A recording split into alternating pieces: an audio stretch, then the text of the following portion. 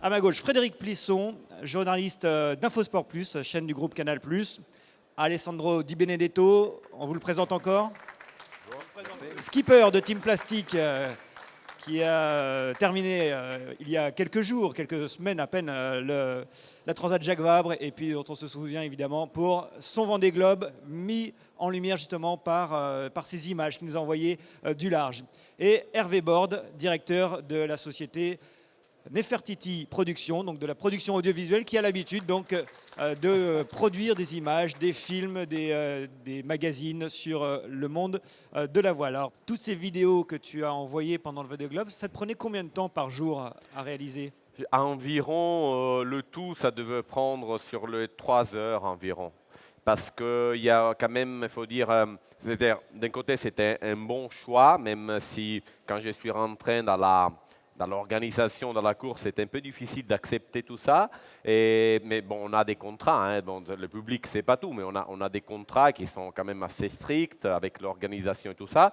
Je pense qu'à la fin, en fin de compte, c'est un bien parce que de pouvoir envoyer de la haute définition et d'envoyer, à la fin, on a décidé d'envoyer plus que nécessaire. Hein. Didier Hélin a mis quand même un peu d'argent, voire pour l'arrivée. Il a mis environ 10 000 euros afin que ça puisse aller à l'international, en direct, sur Internet. Et moi, j'ai eu des gens au Japon, en Amérique, en Californie, qui ont suivi l'arrivée de Team Plastic. Et je pense qu'à la fin, c'était bien de pouvoir envoyer, être à la fin obligé, mais nous, on l'a fait tranquillement, et d'envoyer des images en haute définition avec du bon son, etc. Ça, c'était un atout en plus pour le caractère international de la course, d'un côté, mais aussi pour avoir une communication et faire connaître de plus en plus la course au large, et là, en particulier le Vendée Globe, au grand public. Voilà. C'est un bon client, Alessandro Di Benedetto. On rêve d'avoir un client comme ça. Alors ça tombe très bien parce qu'Alessandro nous avait fait le plaisir en direct sur iTélé de faire la sortie du chenal à l'époque au Sable d'Olonne avec ses centaines de milliers de personnes. C'était une proposition de l'équipe de Team Plastic. On a dit oui tout de suite, quelques jours avant le départ du Vendée. Et puis on s'est dit, bon, on a vécu ça avec Alessandro. On va commencer à le suivre.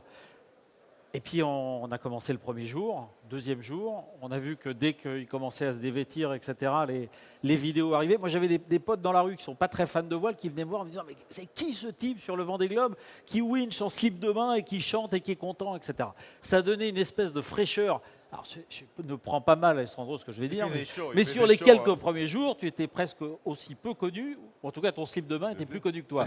Non mais c'était des vidéos évidemment extraordinaires. Il y a eu une espèce de dynamisme de la part d'Alessandro, même dans des situations difficiles, avec son visage et ses vidéos, à la découverte d'un truc extraordinaire.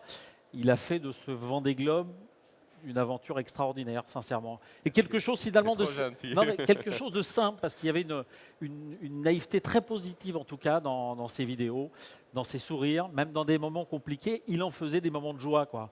Ça, c'est rare. Donc, il y a eu Alessandro, il y a eu Tanguy Delamotte qui a été un client extraordinaire. Ça, on s'en doutait. Et puis, nous, on a eu la surprise incroyable de Jean Le Cam, de ses peluches. Et Jean, qui sait que tu connais aussi bien que moi, qui s'est livré sur ce Vendée Globe comme jamais, je crois, sincèrement. Les moyens technologiques ont largement évolué. Est-ce que la façon aussi de se mettre en scène, de filmer, même faire du montage, a progressé du côté des marins?